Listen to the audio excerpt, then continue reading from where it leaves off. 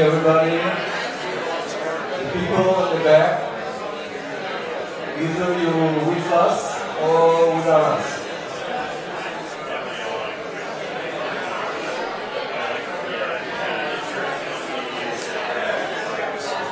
People, thank you for your patience. Good evening, everybody. We're very happy. Thank you for joining us this evening. I see many new faces, so for those of you who don't know me, my name is Roy. I'm the head of the Israeli Economic Mission with the Ministry of Economy and Industry in New York. Our goal is to develop and expand business relations between Israel and American companies. With me here tonight is Tamar Shlimak, who leads cyber and fintech efforts for our team. Tamar, just say hello. If anybody is interested later, Tamar is the right person. So, we're pleased and honored to hold this event together with the Public Diplomacy Department of the Israeli Consulate, New York City Economic Development Corporation, and SOSA. The idea behind this event came about because digitalization has created tremendous opportunities to streamline our lives, to connect between people, to provide better access to both public and private services. We thought that it was timely to hold a special discussion about it. For us, New York City is the most relevant place to talk about it. Why, you may ask? Because it is one of the busiest, densest, and most connected cities in the world, replete with global companies and thousands of startups. The city's leadership and economic agencies have already introduced several digital initiatives. Israel, as you may know, is at the forefront of diverse digital services. The government launched Digital Israel, which is an initiative which was launched several years ago to promote services in Israel and to support the expansion and the growth of the industry. Several of the companies have since launched operation in Greater New York, include Via, Get, Juno, Nexer, we're panelists tonight, Carbine, Variant, and others. We have flourished also digital health, smart mobility, and edtech sectors in Israel. There's no opportunities and new developments without risks. And this brings us to growing challenge of cyber threats. How can we be faster, more transparent, while still protecting our residents, customers, patients, and our privacy? Israel, as most of you probably know, is considered the second largest global cyber hub. We're honored that the city of New York has chosen to join forces with Israel on its cyber initiative, and we are very proud to say that SOSA, our tonight's host, is one of the partners. Tonight, we're fortunate to have with us an excellent group of experts that will share with us their views on this important subject. I want to thank also Commissioner Gordon from the New Jersey regulator for being here tonight. I'm delighted to invite Galit Peleg, who's the initiator of this event. Galit is Consul for Public Diplomacy and Academic Affairs at the Israeli Consulate General in New York. Galit is a career diplomat who served in Morocco, Serbia, European Union, and now New York. In the last 10 years, she has dedicated her work mainly to branding Israel as the startup nation. She initiated special programs for entrepreneurs from over 50 countries to come and meet with the Israeli scene. Here in New York, among other events, her department produced a series of mixers between Israeli and other groups of entrepreneurs. Galit, please.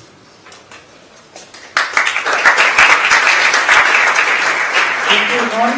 Good evening. The bilateral relations between Israel and the United States are special relations. And some people ask this question, what does the giant United States can benefit from tiny Israel? And I don't want to get into politics because there are a lot of answers, historically, politically, etc. But I will say this: technology has nothing to do with. Technology is a field in which size doesn't really matter. What matters is the people. What matters is the priorities of the governments. And I'll give you a great example. In a few days or a few weeks from now, we're expecting Israel to become the 4th country to land on the moon. Can you imagine? United States, Russia, China, and Israel. So technology really size doesn't matter. Every year the Israeli Consulate is organizing an event that emphasizes the special connections between Israel and the United States and the collaboration in different fields. For example, last year we organized a conference about water technology, and we invited Israeli experts, American experts, American water tech technology and companies and Israeli companies that work together. And today we decided to talk about cyber. The experts will tell you why. I can tell you just generally that we wanted to focus on a topic that might be interesting not only for the tech community but also for the consumers, municipalities, etc. And this topic is innovative, it's creative, and I think it wasn't exhausted yet. I want to thank our great partners, the economic department of the mission of the economic and finance ministry headed by Inon and Roy and his team. I want to thank Onit Dali from my team. Onit, where are you? She's a director for PR. That worked very hard for this event. I want to thank especially our hosts here in SOSA, Guy Franklin and Karen Schuker and their team.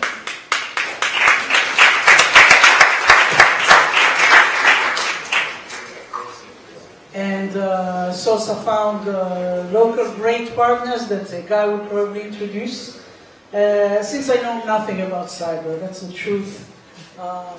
Say the diplomats know everything about everything and nothing, so I can talk about cyber, but I don't know much about cyber. So I would like to invite our host tonight, the General Manager of SOSA New York, Guy Franklin.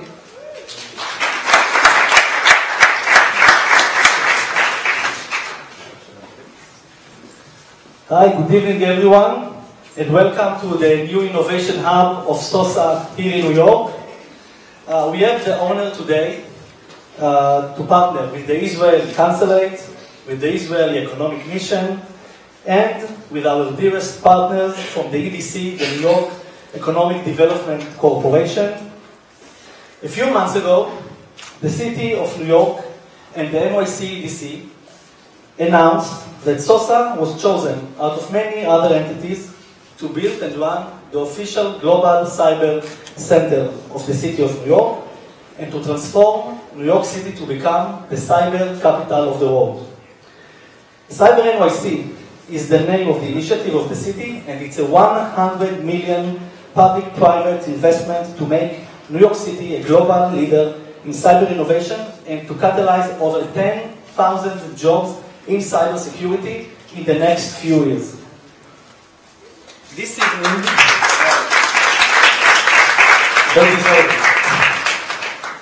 This evening is a unique event showcasing cybersecurity in smart cities, highlighting as well Israel as the leader in cybersecurity.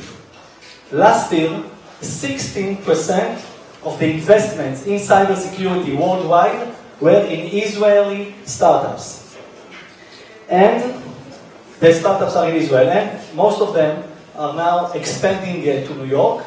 Not only from Israel, from all over the world, cybersecurity startups these days are coming to New York to be part of what we are building with the EDC in the Global Cyber Center. They see New York City as the first location to expand, and we built here a landing pad in order to help them in smooth transition to New York City.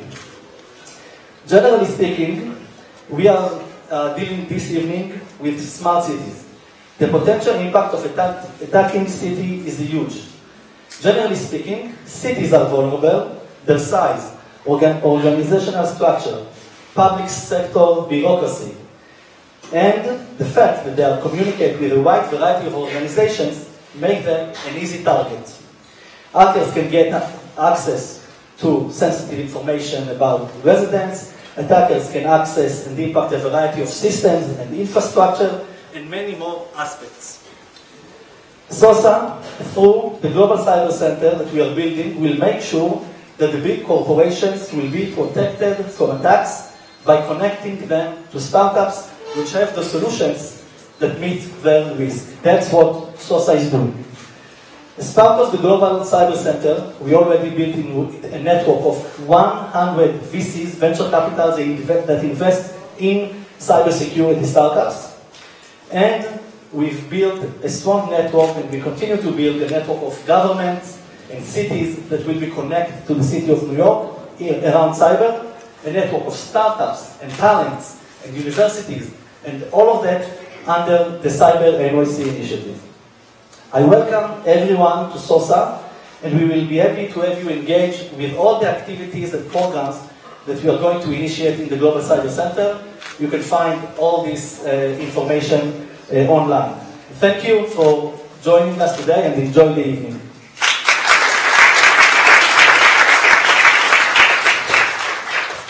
And now, I would like to introduce our partner for the Cyber Literacy Initiative, Anna Arminio, Executive Vice President and Chief Strategy Officer of the EDC. Anna is responsible for the development and implementation of initiatives that drive innovation in strategic sectors of New York City economy. This includes making historic investments and forging public and private partnerships in such areas as cybersecurity, life science, data science, inclusive tech, and advanced manufacturing fields, all of which will create future middle-class job opportunities for New Yorkers. Before I invite Anna, on a personal note, I would say that it's so great to work with an amazing team at the EDC, and we are it's our honor to partner with Anna, and we see here all our friends from the EDC, Wilson and Bridget and Melissa at the back. Hello, Melissa. And it's really a great pleasure, and we look for the future to build together the Cyber NYC for the future of New York City and the New Yorkers. Without further ado, Anna Arminio.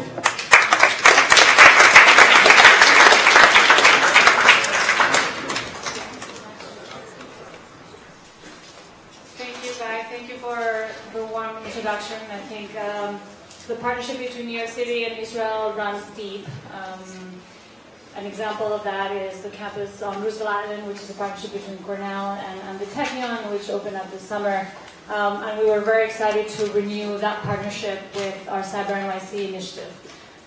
Also, every time I start talking about cybersecurity with our Israeli partners, I get really, really freaked out about the future and conclude very, very fast that we really, really need you. So thank you for being here, and thank you for what you're doing for New York. So for those of you that don't know, EDC is the economic development arm of the City of New York. We are a self-sustaining, not-for-profit with a staff of about 500 people. And our mission is to create jobs and essentially keep the engine of the economy running for New York City. We have a broad toolkit. We leverage the city's real estate. We manage 70 million square feet of city-owned property across New York City, a very scarce resource. We invest in infrastructure broadly, from parks to transit to schools, affordable housing, and we also make direct investments in strategic sectors of New York City's economy through equity investments in companies, loans, grants, partnerships with for-profits and not-for-profits that are building the innovation ecosystem in New York. And so I thought the best way to describe our work would be to show a few examples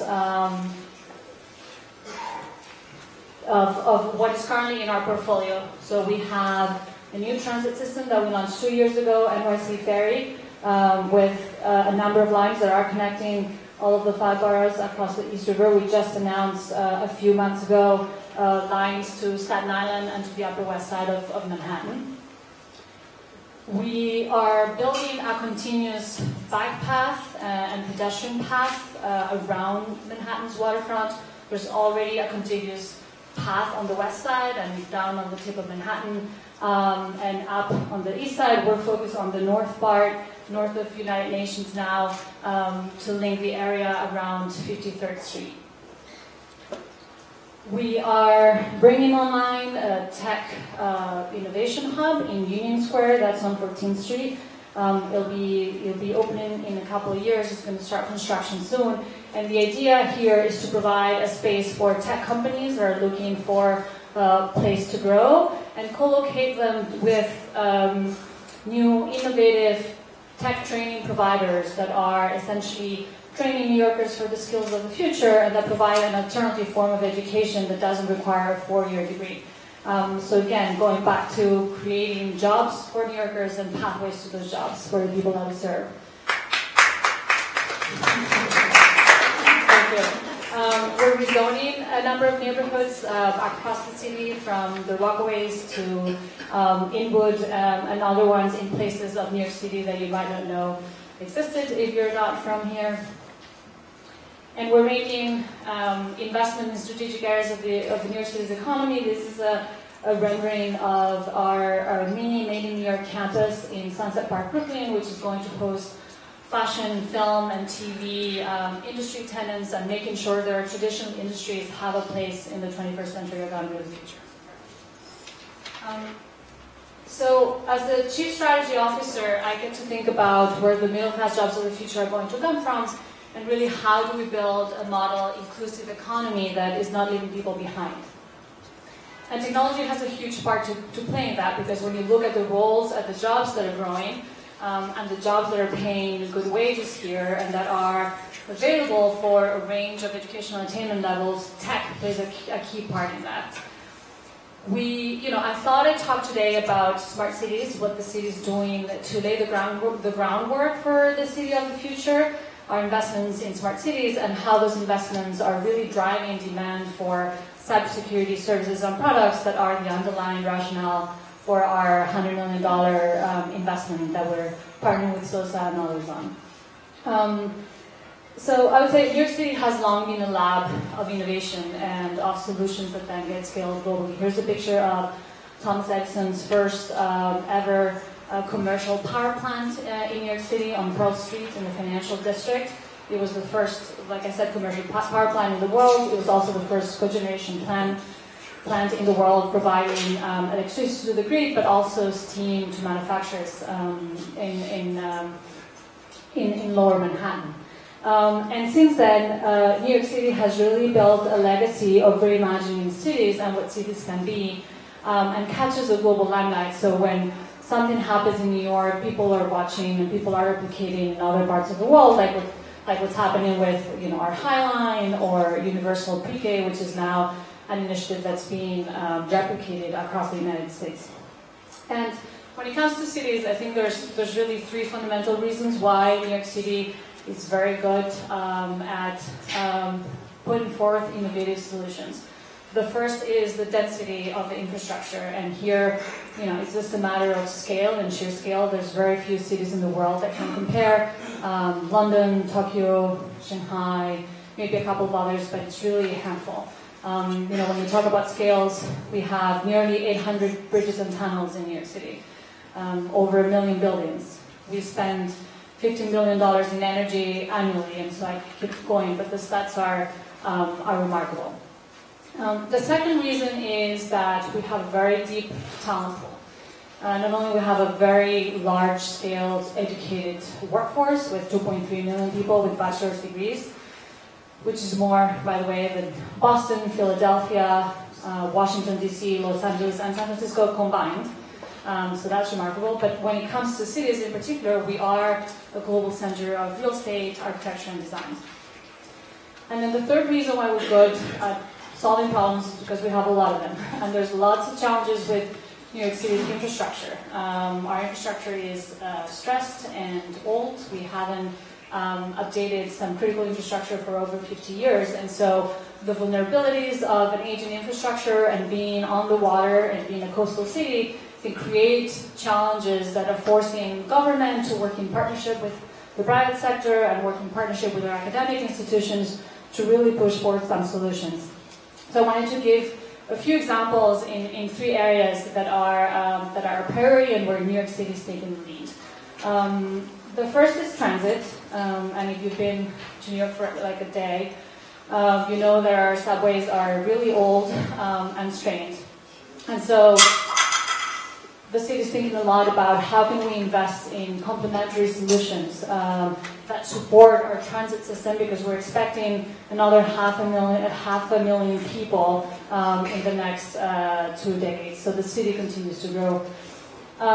So an example of that is the ferry that I talked about before. We launched in 2017, and it's already carried 5 million passengers. This is a traditional, this is thought about as a traditional mode of transportation. The design of these ferries is cutting edge, particularly in how they're able to cut through the water and generate low wake, which makes the ride smoother, but also is more lenient on the infrastructure that's on the water, the bulkheads, and so on. It's also equipped with free Wi-Fi and charging stations on the boat. Together with NYC Ferry, which is connecting, again, the 5 boroughs and activating the waterways on the waterfront where more and more people are living and working every day, we're investing and piloting other transportation solutions that we hope we can learn from and bring to scale. One of those is dockless e-bikes, partnering with companies like Pace and Lime and Jump to really pilot this solution and serve areas of the city that aren't well served by mass transit, like the Bronx, Staten Island, Far Rockaways in Queens. Excuse me. We continue to pilot additional solutions. Through NYCX Challenge, which is a challenge that the city runs, we selected Ubitricity, which is the Berlin company, to test electric charging stations across the city. They're piloting the technology right now, and the vision is to roll it out for all of the Department of Transportation's parking lots in the city. And so, obviously the solutions are helping with congestion, are helping reduce strain on the infrastructure. They serve areas of the city that are traditionally underserved, and they make the city more sustainable. This is my favorite. So another problem we have is garbage. And so this is the first thing you notice about New York City when you land here. I was very surprised to learn we have the largest Department of Sanitation in the world. And our Department of Sanitation disposes of 12,000 tons of garbage every day. So I was like, how much is that? So apparently that's like a Tour Eiffel of garbage every day. And so, we've set very ambitious goals for ourselves in terms of reducing the amount of waste generally, increasing organic collection, and we're also using technology and testing products to find ways in which we can become more effective at managing our trash. One of those are these solar-powered big bellies. You can see them around Lower Manhattan. They're smart in that they tell you when they're full and when the trash needs to be picked up. They're also Wi-Fi hotspots for Lower Manhattan that have the ability to collect data, send it back to our sanitation department, and also share it back with the Business Improvement District in Lower Manhattan to inform planning decisions. It's not all about problems.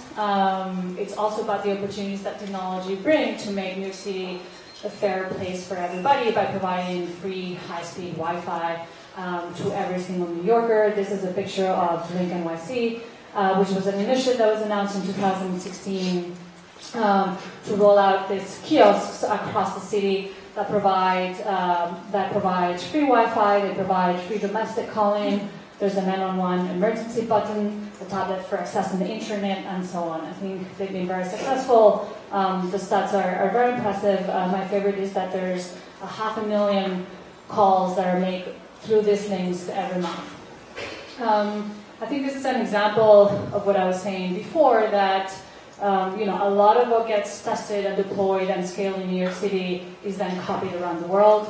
London is rolling out links to replace their outdated phones, like we did here, and Philadelphia just announced that it's bringing links to Philadelphia. So we have seen over the last 5 to 10 years the broader smart cities and urban tech ecosystem grow very quickly. At EDC, similar to the investments we're making in cybersecurity, we've made investments over the years in incubators, accelerators, demonstration programs, and really sort of thoughtful, structured set of programs and events to bring the community together and foster its growth. In the last 3 years, we've seen the count of urban tech startups in the city rise to 200, and they've raised collectively $8 billion in venture capital, which is 10% of urban tech VC investment worldwide, which is remarkable. I'd be remiss if I didn't mention, I don't know if it's been since it opened, Hudson Yards. How many people have been at Hudson Yards? So I think this is another great example of New York City's sort of ability to take on really big challenges. And it's not about existing neighborhoods and existing infrastructure, but it's about how the city takes on projects like this. This is the biggest private real estate development in the history of the United States, building on top of platforms over a rail yard. And it has innovative technology integrated throughout: microgrid, stormwater recapture, lighting and occupancy sensors, and so on. And so New York City is a unique place for this, and these projects provide a really kind of a runway to think about how technology can benefit residents and benefit New Yorkers. We're on the very early phases of a similar project, although much larger scale. It's 6 times the size of Hudson Yards in Western Queens, also building over 180-acre rail yard. So we're in the beginning planning phases of that, thinking about what that new neighborhood could look like and how do we integrate technology responsibly. I thought one thing that was that's interesting about Hudson Yards that I found personally interesting is that while it integrates smart city technology, it is not the smart city that it was once talked about or initially talked about, right? I remember hearing about it as sort of a true smart city in the sense that there's a constant sort of data collection of like traffic and flows and heat and noise and air pollution and a constant feedback loop, and also then informs operations and planning. And that hasn't happened, and I think speaks to the challenges of deploying urban tech solutions in the city. Over the last few years, the concerns around data privacy and security have increased very rapidly, and they're very, very real. And they need to be dealt with. I think we're seeing some of that backlash, I think, in Sidewalk Labs, in Sidewalk Labs project in Toronto. And so, how do we collectively address these concerns? I think they are, in some ways, barriers to adoption, although in other ways, one can think about, well, maybe we're not ready as a society to, roll it out so quickly. I think we still need to prove for people that this benefits the average person. I think the challenges around privacy and security provide also opportunities from an economic development perspective. We just finished a one-year deployment of startups collecting data through sensors in downtown Brooklyn and feeding those into a dashboard that the Brooklyn Partnership is now using for planning decisions. And it's been a really great process that's involved the community and that has built trust and educated startups and government and academia about the opportunities in the data and also the challenges and what they each need to know about each other to work together, right? You know, the Hudson Yards project, I imagine it's a unique opportunity because it's one single real estate developer, but a real estate developer is not a data company, and a data company is not a real estate developer, and a data company doesn't know how government makes decisions. So a lot of stakeholders really need to be the same to make smart cities, happen at scale. And so, cybersecurity, which I think is the topic that unites us all here, it's another example of that. You know, with increased connectivity comes increased demand for cybersecurity services, and there's currently insatiable demand for cybersecurity products, which is underlying our $100 million investment to create 10,000 jobs over 10 years and training 10,000 people in New York in cybersecurity skills over the next 3 years. And so I think there's tremendous opportunity. I thank you all for what you're doing today in New York to support economic development and keep the city safe. I think we all have a responsibility, and we need to partner with you to really build trust around how data is collected, used, analyzed, accessed, and who's benefiting, and showing everyday New Yorkers that the technology is there to make life better for them. Thank you very much.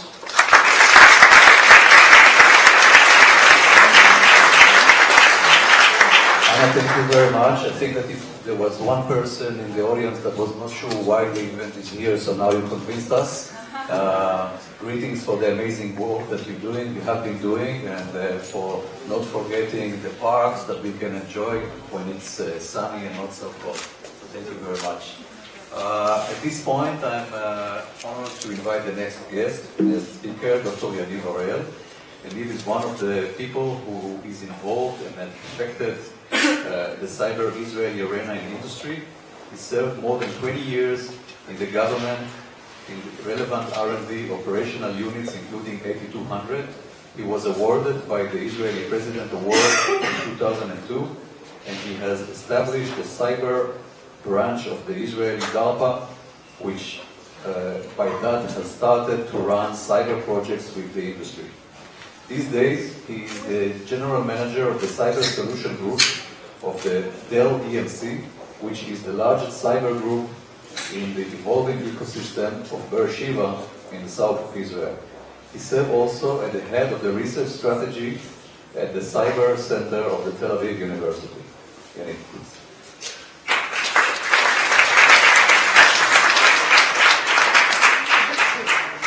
Thank you, Inon, and it's my pleasure to be here with you here in New York. I was the head of talking about the cyber here, so we squeezed for about 15 minutes a few things about the trends of cyber, few examples about what our group does, and other two topics to share with you. Since in the audience here, I know that there are several cyber experts and several others which are experts in other disciplines. We'll do it in kind of a very high level and quick but comprehensive. So fasten your seatbelts and we are starting. So, I'm visiting New York often, and I like to stay in Marriott hotels in New York and in other places. I enjoy to use the services of Marriott in each one of the places. And a few months ago, I got a letter from the CEO of Marriott. Although I'm very kind of a frequent visitor, I'm usually not getting emails or letters from the CEO. And he shared with us that Marriott was breached, and the data of about 500 million of the guests was out of the network. Now, if it is Marriott, so it's everyone. If it is Marriott, this is not a unique company, relates to sensitive information or to security or to kind of national secrets. This is every company's threat. And we are very kind of excited of the technology. We like the gadgets. We want to adopt it in every part and every aspect of our lives. But we find that with this transformation, a revolution of technology, there are also cyber threats. And on this slide, you can see a list of the new threats that we find in the last few years as part of this revolution. And we could spend now 2 hours to talk about these threats. But since you hear all the day about threats, I decided to concentrate on the solutions and not to go deeper to these threats, and to talk about the solutions that we see in our industry. Of course, in the threats, we could see a new type of attacks, new level of attacks, new type of attackers and other things. We are skipping this today, and I want to show you the trends and the changes that in our industry we find that we have to do, and we are, these years, you can see these changes are kind of getting and evolving. So these are the names or the titles of these changes, and let's talk about them.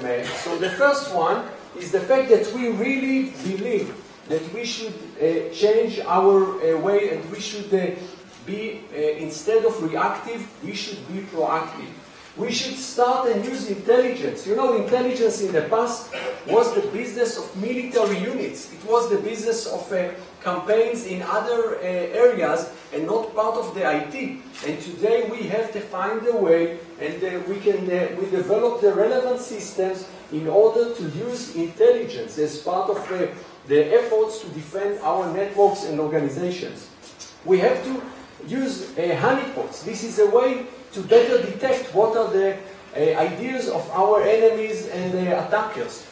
We have and we try to use more and more simulation. Let's try to think what the attackers can do, and if we do this simulation good, we'll better react to these things when they happen. We should use big data and the AI, and you know, you cannot hear any lecture without using these words today.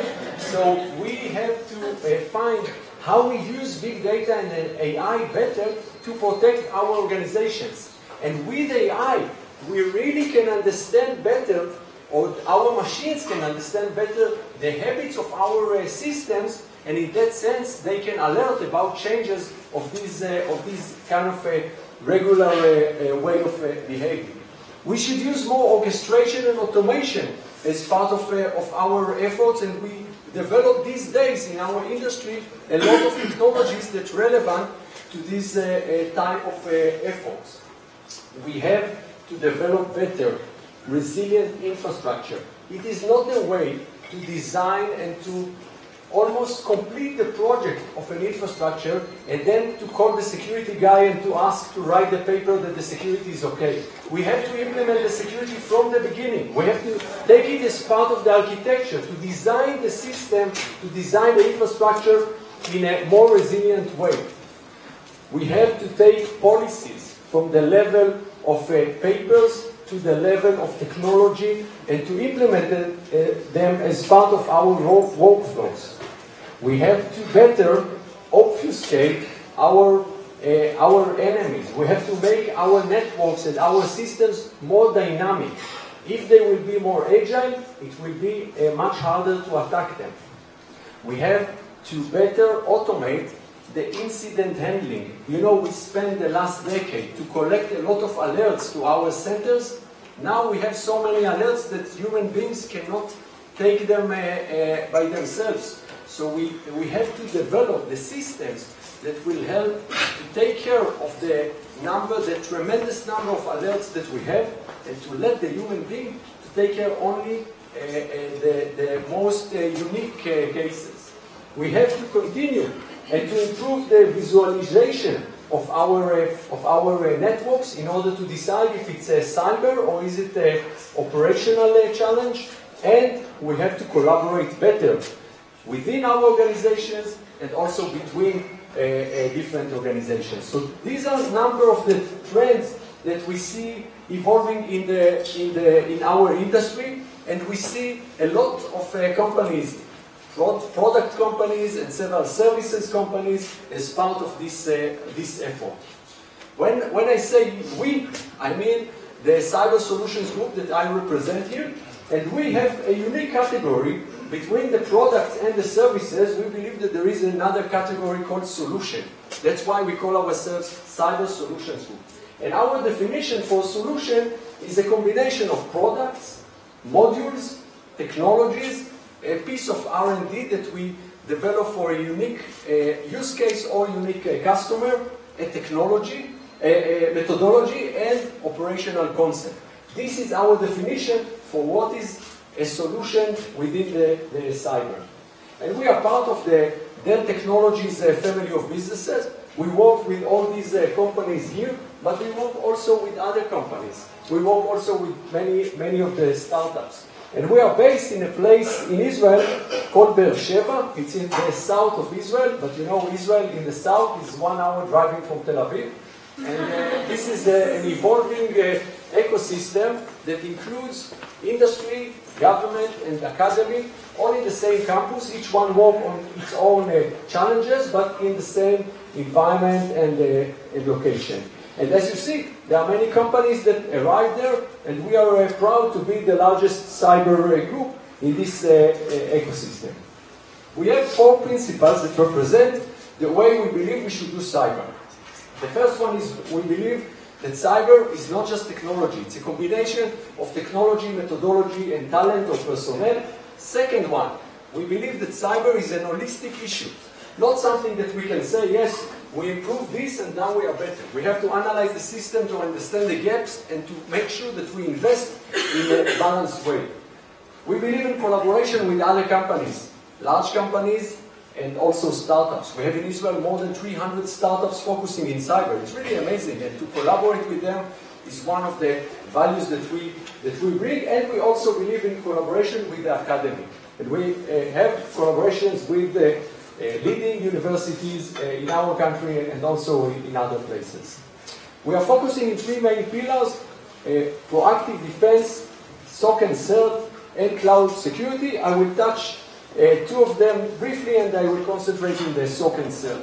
So in the proactive defense, this is an example of something that we believe that by doing testing, we can learn how to improve our system. So in that sense, our system called Cypra is a way to run tests and to check the resiliency of our system or to find the vulnerabilities. And this is exactly the way. Yeah, this is exactly the way of how to challenge systems, and also it is relevant for building cyber labs, in which becoming more trendy these days. A platform that started as a lab platform called Playground is our way to test files and to check if they are malicious or not. 8 different engines that are all combined with machine learning layer to one answer if the file is malicious or not. This is a way to include startup technologies and also others in one platform that give you a very accurate answer. So this is the Playground that started as a lab platform, and today it's in the production of several financial and governmental organizations. The second one is the cloud security. It is very trendy to develop solutions for public cloud, but still our customers are not all putting their sensitive data in the public cloud. So in that sense, our focus is the private and hybrid cloud. And we develop solutions to improve the security of private and hybrid cloud. And this is just an example of a concept that we have developed for federal customer for that purpose. And services and the platform that was developed for this goal help our customers and partners to automate the security policies of their private and hybrid cloud. I want to elaborate a little bit about the SOC and CERT area that will be connected to our next topic. So SOC, of course, is the Security Operations Center, as you're familiar with, and we involve in such projects. We start with the SOC management platform. This is the level which manage the SOC, and we involve in such projects that start to build a complete SOC and all the continue the whole flow till there is a kind of a unique and a complete SOC. And the idea of collaboration is also relevant to this platform to include machines and people and processes together in the same platform, and to harmonize the flow of such a SOC to handle the challenges. The platform that we use, like, by the way, other companies that develop such platforms, the platform combines the processes and all these things into the SOC workflow. Our platform called the Starling, and that's what I showed here. But after talking about organizational SOCs, I would like to mention the word CERT. Although literally CERT is the Computer Emergency Response Team, we in Israel define the word CERT as the national or sectorial center. And by this definition, we have developed a concept for CERT center, and our government, about 3.5 years ago, issued a tender for the Israeli national CERT. It was a very tough competition of about 25 companies that competed in this tender. By the way, this is nice to our government that got such a traction from the global industry. And after such a process of almost a year, we had the honor to be part of the coalition that built the Israeli national CERT. For the last 3 years, we were involved in this project by implementing the technologies and provide also analysts and operators to this center. This is a center that the government has built in Be'er Sheva, by the way, to be the Israeli national CERT. We also had the honor to win the tender for the Israeli sectorial CERT for the energy sector. It's called the Infrastructure, Water and Energy CERT, and we involved in the last few years in this center as well. We also were proud to be, or to build, the first 24/7 private SOC in Be'er Sheva also to our customers. I think that this is an opportunity to say a word about the role of governments in the cybersecurity. It is obvious to talk about the regular roles of protecting the country, fighting the cybercrime and other things. This is not obvious to talk about the relations of of the government with the private sector regarding cyber challenges. In our country, about in 2011, there was kind of a national committee called the Cybernetic Task Force that was established in order to decide how the country should act regarding the cyber challenge. Several conclusions were out of this committee, but I would like to touch one of them. This one said that although the police and the military and others will take care of themselves, all the area between the organizations, the private organizations, till my computer at home, all this area is area that no one really responsible for.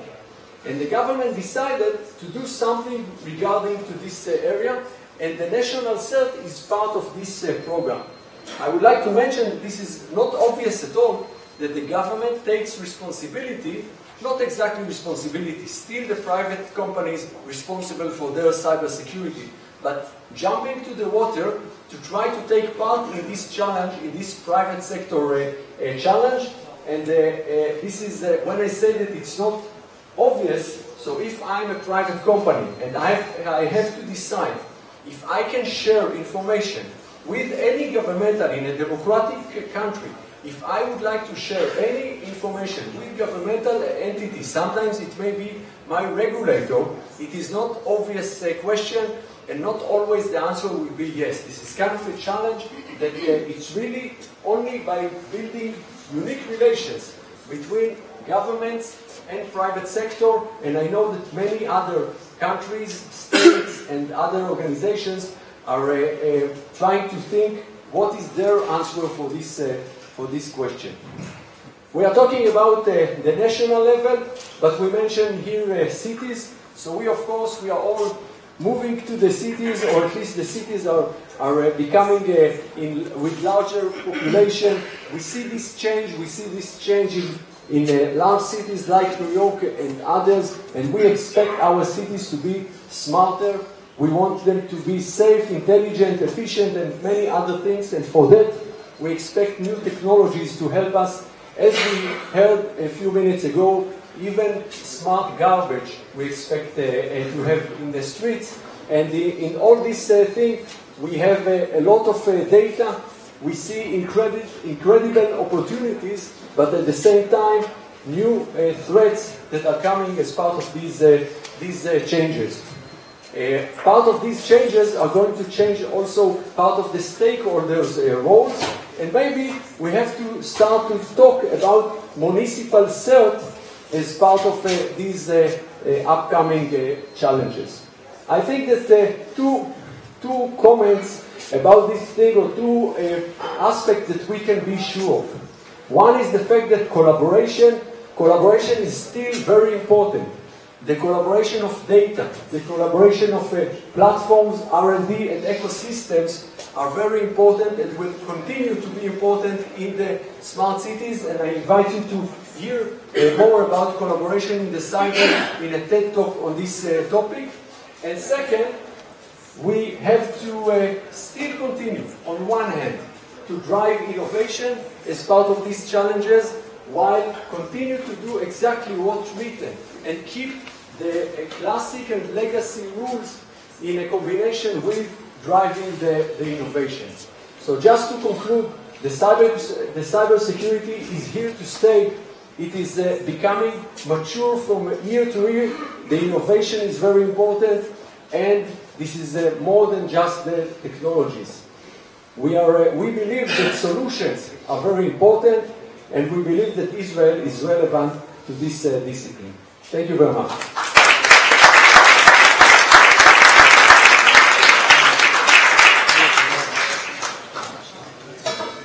Thank you, Yaniv.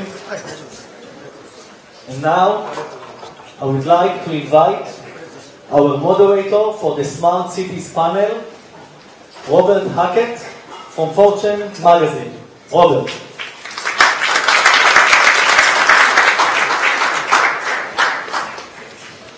Hi, everybody. Are you going to... I would like also to invite our panelists, Sas, Oad, you are going to take a seat. You take it from here. Yeah, you have, so that's for yours.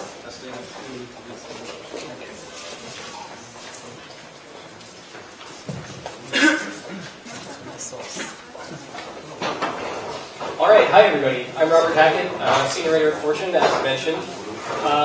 So first off, just to understand the room that we're working with here, how many people live in New York? Manhattan or outer boroughs? Okay, pretty much everybody, as I expected. Let's talk a little bit about smart cities, but first, my panelists, I'd like you all, I'm going to cheat a little bit and have you introduce yourselves. So maybe if you could give us just your name, title, and a brief word about your business, and we'll take it from there. Sure. Sas Darwish, I'm a managing director of RBC Capital Markets, which is Royal Bank of Canada. I'm based here in New York, and I cover the IoT space in general, and connected cities is part of that. Hi, Ohad Sneal. I'm the general manager of Nixar in the US. So Nixar is a startup that is building a network of connected vehicles through smart dash cams. I'll talk about the rest of it later. Oh, sure. Hi everyone, my name is Micah Koch. I am the Managing Director of UrbanX. We invest in early stage companies who are reimagining city life.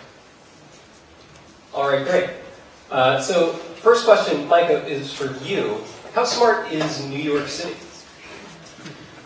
I guess it depends on how you define smart.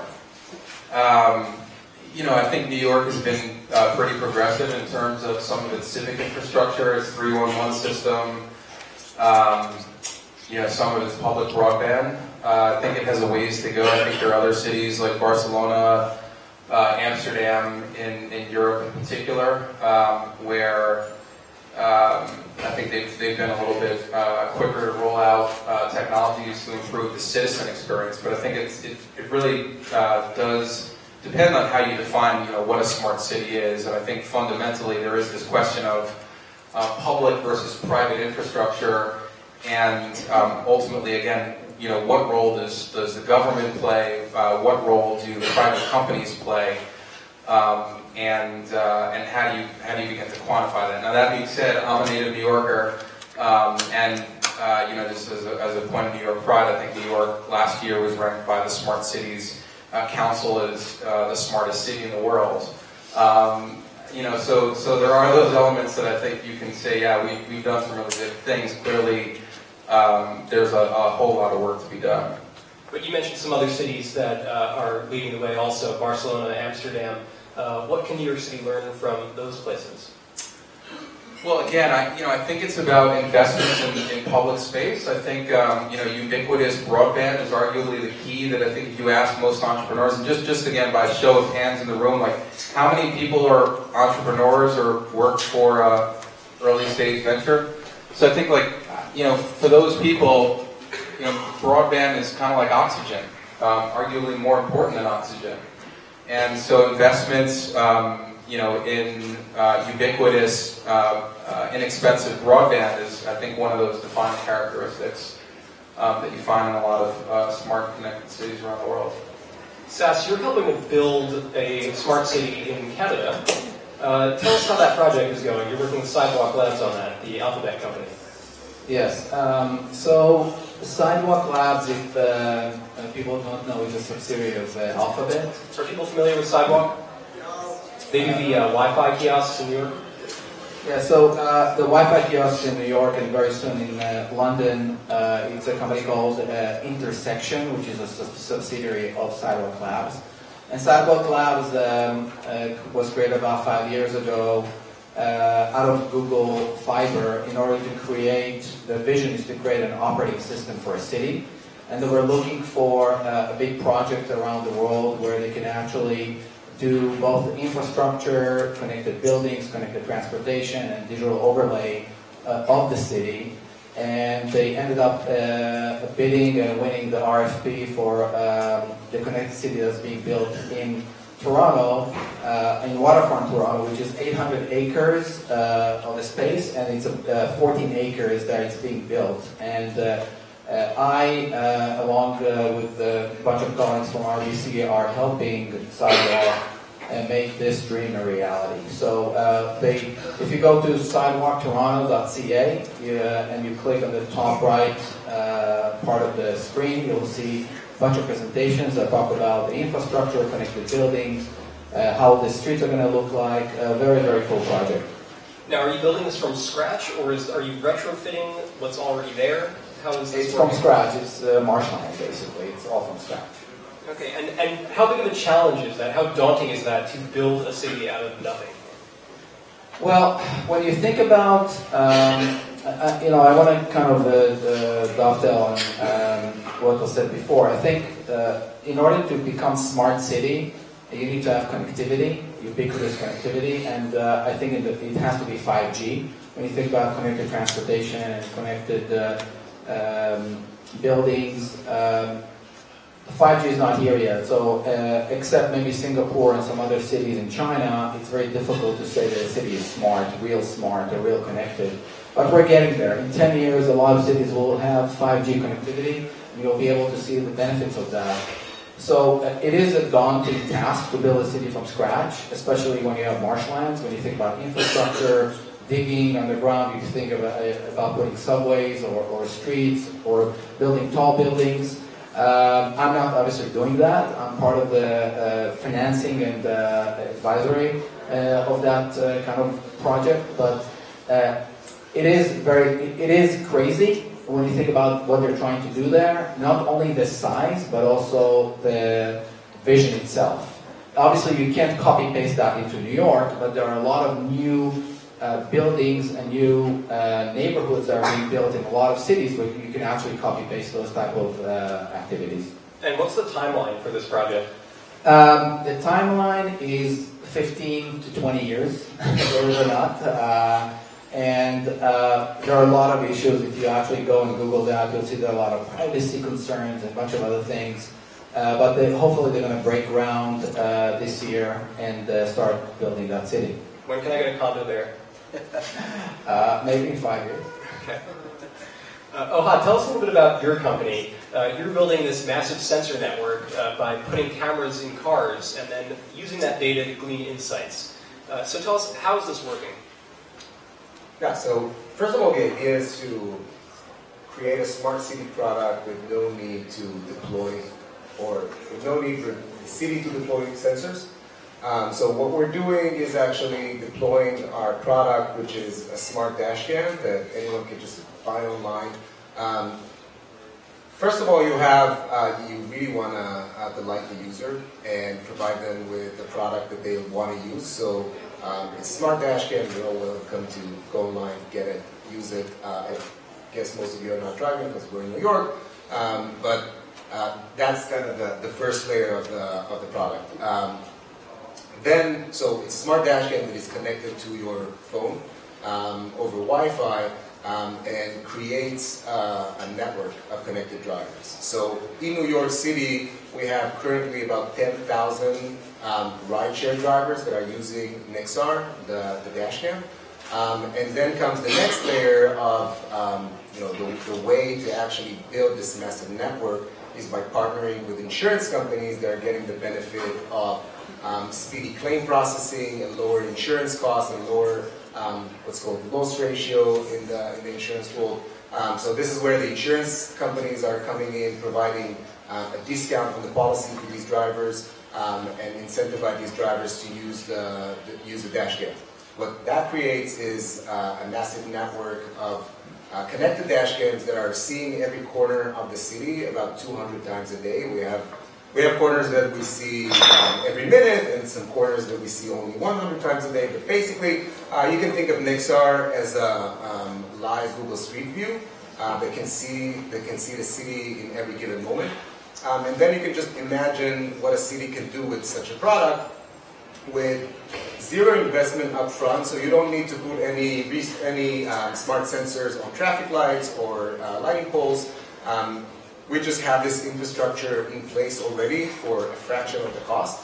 And then some things that we're already doing with cities. So for example, we're working with the RTC, the Regional Transportation Committee of Nevada, to identify work zones. So we came to learn, you go into this business and you don't know what are the real issues that cities are facing. So a lot of cities are issuing a lot of work permits to all these developers and construction companies, and they don't really know what is happening in the field with these permits. So you don't know if someone started work earlier than planned, finished work later than planned, how many lanes they actually blocked. Are they working during daytime, nighttime? How does that affect traffic?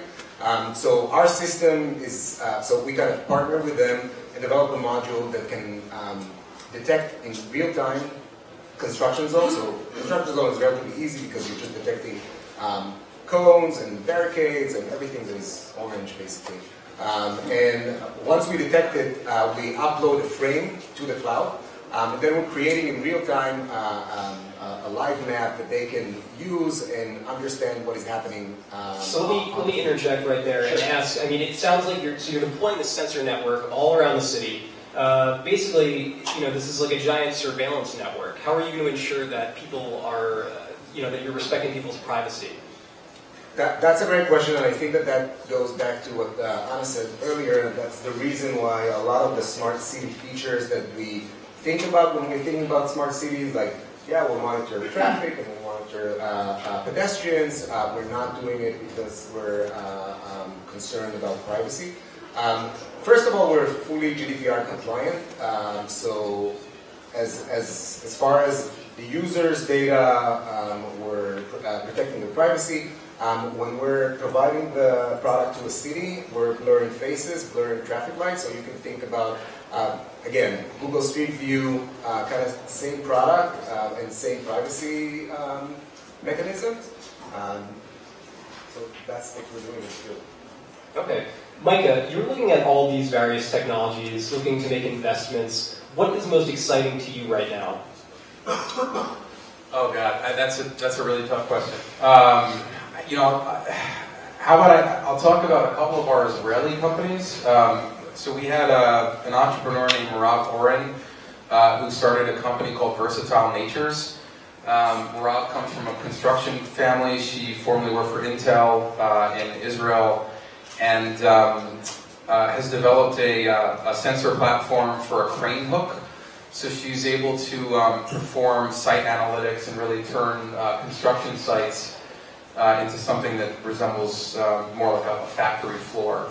And she's live on projects both in Israel and in the US. And if you think about the proliferation of the internet into various industry segments, construction has one of the lowest rates of sensors and data and internet. So I think that's one that we are really excited about.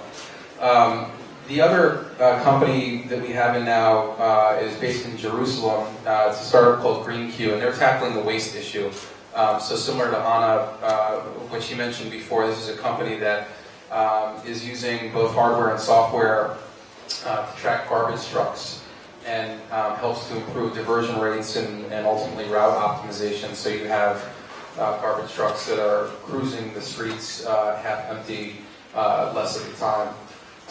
Mobility as well. I mean, so I work for a small team within the BMW group that's kind of charged with trying to disrupt the company from the inside before it's completely disrupted from the outside. And I think clearly, you know, Uber and Lyft and their IPOs have captured the popular imagination, despite the fact that they don't actually make a profit. But when you look at the amount of funding that's gone into micro-mobility companies, scooter companies, I think the way that has an opportunity to transform the way that people go from 0 to 2 miles is super exciting. Those companies sure do lose a lot of money, but how many fans of Uber and Lyft do we have in the well, wait, so here? How many Uber fans? How many Uber fans? And how many Lyft fans? And how many Via fans? I got another Israeli it's pretty split. I'm surprised, actually. Scooter fans. How many scooter fans? That's actually a great question. When are we going to get scooters in New York? I think you'll see them very soon. I think you will see them very soon. I was recently in Austin for South by Southwest, and I got to say, I felt like I was putting my life in my hands every day that I walked outside. There were just scooters behind everybody. It seems like a challenge to adopt it in a place like Manhattan. Yeah, I wouldn't disagree, but that's never stopped us before. And I think, look, I mean, you had 30 million fewer subway rides last year. We were just talking about this. Like, congestion has never been worse in Manhattan. And for folks who live in the outer boroughs in places that are transportation deserts where there is no mass transit, it's an economical, carbon-free option. And so I think that there's a lot of use cases where electric scooters, pedal assist electric bikes make a ton of sense. And again, the question is like, you know, do the economics work? And I think that's a big question around this whole, you know, future of smart cities. We talked about sidewalk. It's like, what is the business model, right? How are you, you know, are you monetizing data? Are you selling that data? Who are you selling it to? I've been reading a lot of Yuval Harari, who's now also like my favorite Israeli. Another time back to Israel now. But yeah, I mean, I think like, look, we are in the age of surveillance capitalism. And a lot of big companies are making their money based on acquiring your data and everyone else's data and then selling that data. So there's a big question around this, you know, future of cities. What kind of city do you want to live in? Do you want to live in a city where your data is being monetized by large privately held companies or by publicly held companies that have to meet quarterly earnings? And that's a threshold question, I think, as we enter into this new era where you're starting to see massive investments that private companies can afford to make, but public entities cannot afford to make it. So the question is, what's the trade-offs?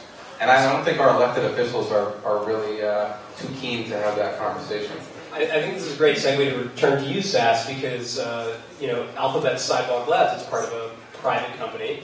And so how do you strike that balance between public and private?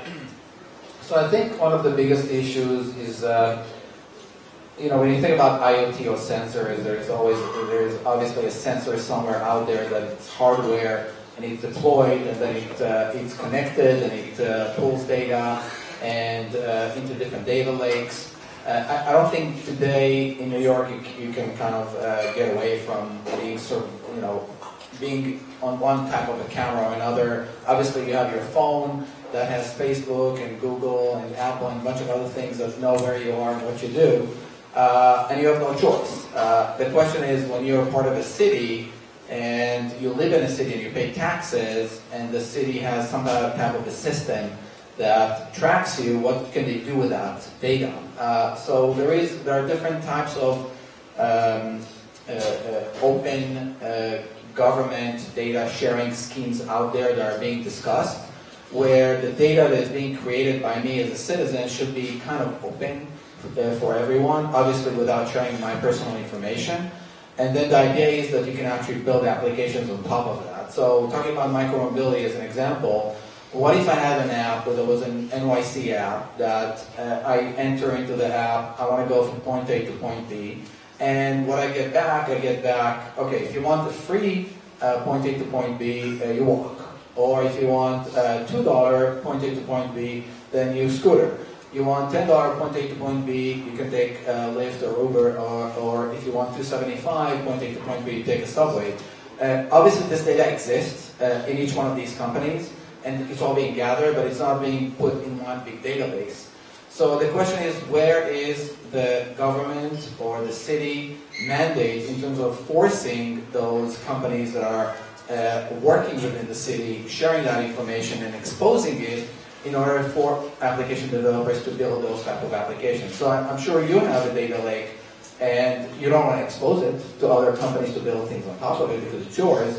But then maybe in 5 years, the city will force you to do that, and you'll have no choice if you want to, work in New York City.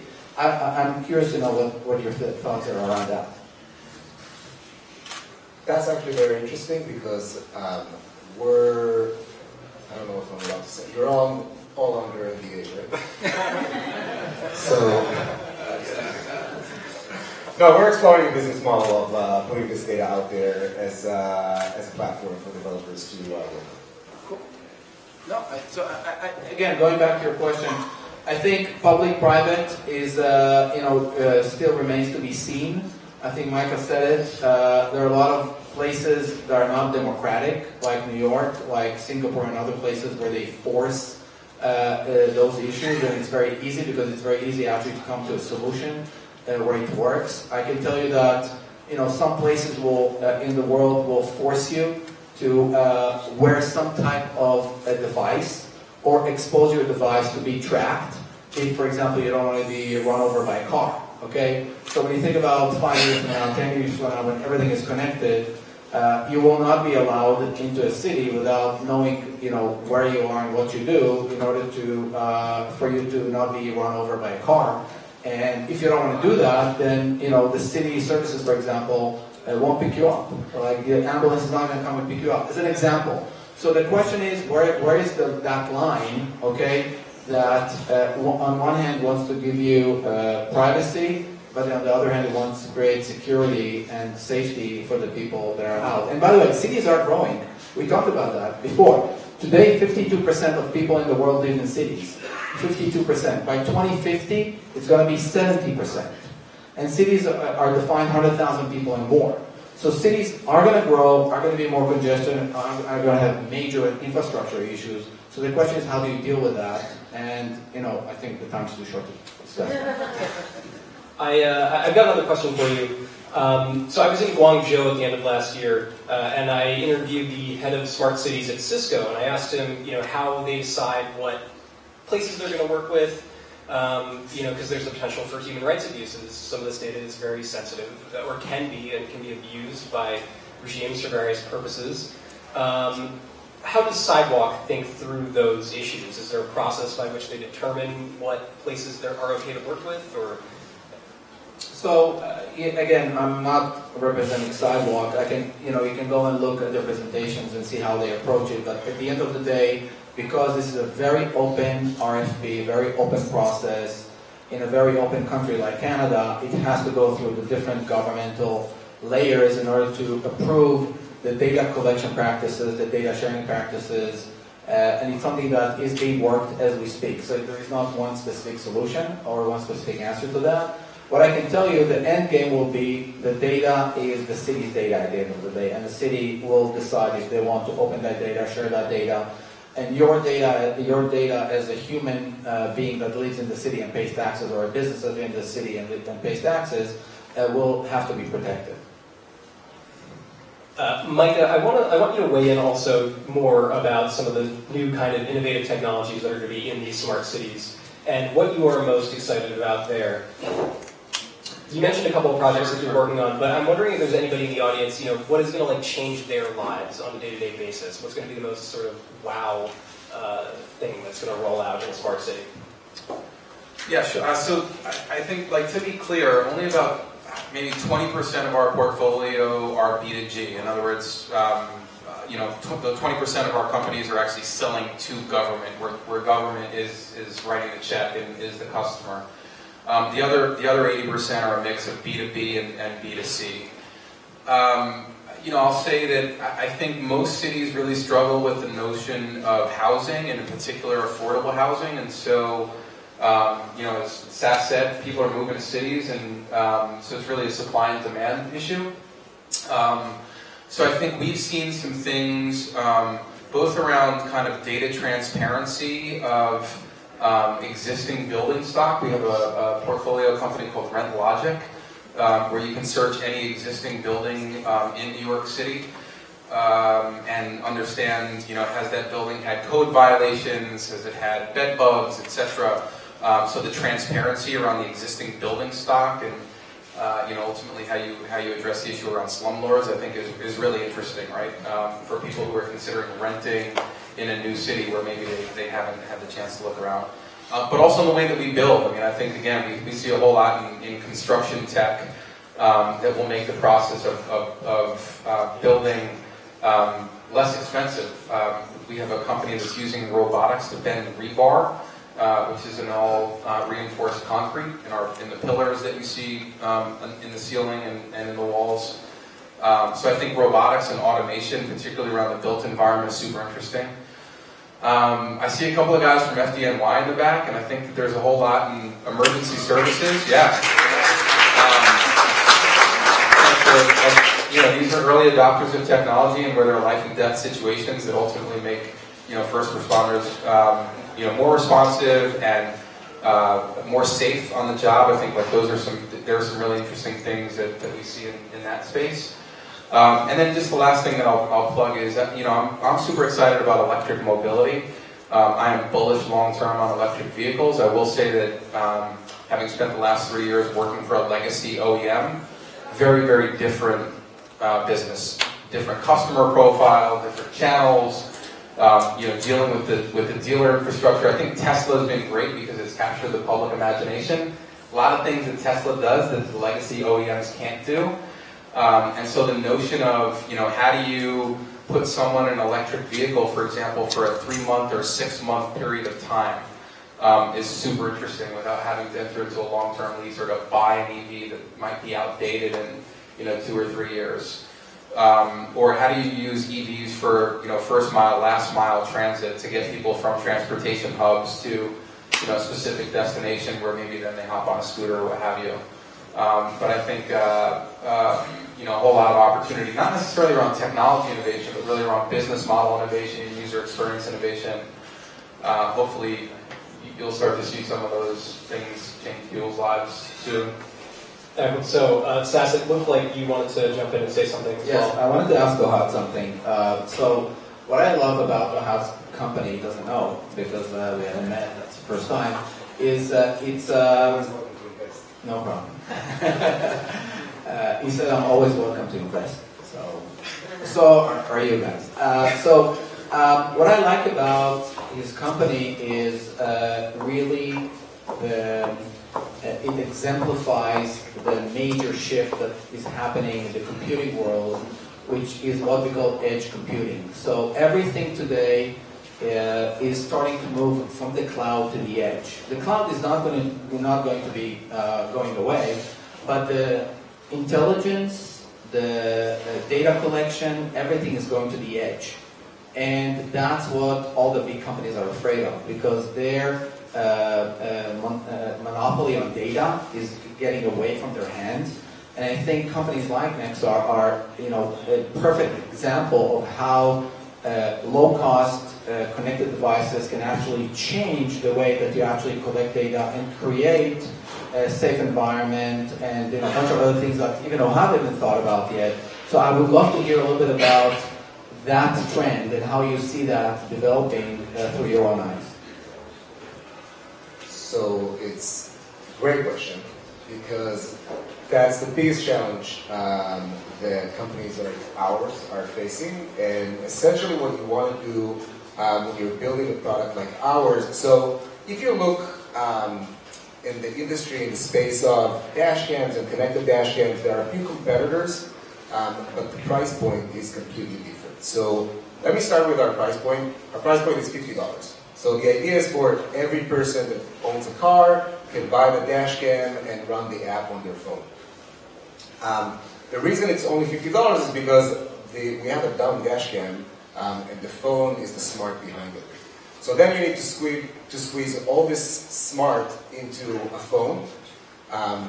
That's A. And B, you're competing with all the other resources on the phone where, if you have a dedicated hardware like most other smart city applications have, so you control exactly what's going on in the hardware, you control the CPU, the GPU, you actually design exactly what components you want to have in your device. While our users are using a variety of phones, from very, very cheap $50 smartphones to the iPhone XS Max and now the Galaxy S10 that offers great computing power. The idea is, so we started with developing all these neural networks that will identify. So we started with things like ADAS back like 2-3 years ago. So ADAS is Advanced Driver Assistance System, the thing that Mobileye are doing, and that will tell you that you're getting too close to the car in front of you. But then we realized that in most cases, users want to run our app in the background. Or actually, in most cases, users don't want to run our app. And, I can't blame them. We're not supposed to do anything if you're not in an accident, if you didn't see anything interesting on the road. So, essentially, our app should be one-time pair and forget. From then on, we're going to take care of it. We're going to automatically launch in the background. The problem when we're running in the background is that you have very limited access to resources on the phone. So for example, with iPhones, I'm sure a lot of you don't know that, but if you're an app running on the background, you just don't have access to the GPU. So you can only run on the CPU. And that's a big problem for a company that specializes on vision and AI. What we did was, so one of our biggest IP and the things that we're most proud of is creating what we call nanonets. So nanonets are nano neural networks that are about 5 megabytes in size, and they're kind of the first line of defense, running on the smartphone and the edge devices themselves. They have, let's say, 95% accuracy versus the 99.9% accuracy that the models on the cloud have. But that's enough for us to identify an object, send the frame to the cloud for further analysis, and then present it later. So we've got just a couple minutes left. I figured we could leave off with just a prediction from each of you. Paint a picture of the world 5 years from now. Where are we going to be with respect to the state of smart cities? And I know the future is not evenly distributed, so this is probably going to happen in various cities, not necessarily pervasively. But tell us what you'd like to see in the future. And Ohad, we can start with you. So, first of all, I think that 5 years is a very short period of time. 10 years, 20 years, whichever timeline you want to go with. About 5 years ago. We're not going to have jetpacks and be flying around like the Jetsons. Right, so obviously when we're talking about 20, 30, 40 years from now, the autonomous vehicles is what the first thing that come into play. Well, definitely, so when you're thinking about a smart city, it will just need to be one large network of IoT devices from, the device that Sas mentioned that pedestrian will need to, where to every micro-mobility device is an IoT device now, right? Because every scooter and every jump bike and topless e-bikes are equipped with an LTE module, and in the future will be a 5G module, and of course the autonomous vehicles. So it will be a great network of IoT devices. Our vision, it will be a future of zero car crashes. So vision zero, if you want. And I think 5G is what basically allow all that. So in terms of speed, reliability, bandwidth. And Mike, let's have a quick one from you. Yeah, sure, super quick. So I would hope that the city is more resilient to extreme weather, and I think there are big investments in infrastructure that need to be made in order to make that so. I would hope that there's more supply of housing and equitable opportunities for housing for people. I do think that we will see AV lanes, and I would hope also that there's a corresponding investment in mass transit and public transportation infrastructure. And I think that government services will hopefully be more efficient and more responsive, and will harness technology in a way that better connects them with the people who they are supposed to serve. All right, Sas, finish us off. Yes, so I think we're going to have more chaos before Nirvana, and I don't know if the more chaos will be in the next 5 to 10 years, and the Nirvana will be 20 or 30 years from now. It's very difficult to retrofit a city that already exists and already works, and you can do it with new buildings or new neighborhoods. So I think New York, unfortunately, will be kind of the same. You'll have maybe more surveillance and more data that's collected on you. But our day-to-day lives, when you think about your apartment, the way you use utilities, water, waste management, recycling, it's all going to be pretty much the same, unfortunately. Maybe 20 or 30 years it's going to be different. And I have, by the way, a completely different view of autonomous. People sometimes confuse autonomous with driverless. I think these are two separate things which have to do with connected versus autonomous by itself, but that's a separate whole other discussion. All right, well, I'm certainly looking forward to that Smart City Nirvana. Thank you, everybody, for joining. Thank you, my panelists, for sharing your insights. Namaste, everyone. Thank you very much, Robert, Michael, Ohad, and Sas. Minutes before Elin will conclude, just to share with you, if you've got an appetite and you want to learn more, so we're probably going to have a Smart City delegation, Israeli delegation to New York Smart Cities Conference in May. There's going to be Ecomotion Week in Israel, June 10th to the 14th.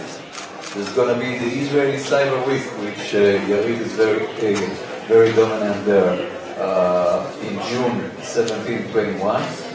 DLD Tel Aviv, September 16 to 19, and the Prime Minister Smart Mobility Summit, October 28 and 29. Just want to say thank you very much for coming. Thank you very much for all our speakers. I think we used to say that the world is becoming one global village. I think it's becoming a global smart village, heading towards global smart city. We heard from speakers from here, from Israel, that are working here, and I think it's a proof that not only that size doesn't matter, but also that the future is where everybody's heading more or less in the same direction. So thank you very much for participating with us, and thank you for making us smarter. Thank you.